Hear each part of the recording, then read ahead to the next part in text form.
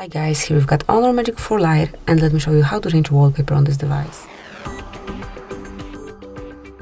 So first of all, you have to open the settings, then find and select home screen and wallpaper, and click on wallpaper. Now select the picture that you would like to cover your screen with. You can change it as only you wish. Smoothly customize it to your own preferences and tap on confirmation mark. Then decide if it's for your home screen only, just your lock screen, or both of them.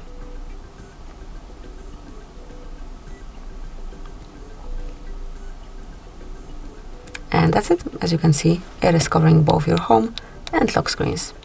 So that would be all. Thank you for watching. Please subscribe our channel and leave the thumbs up.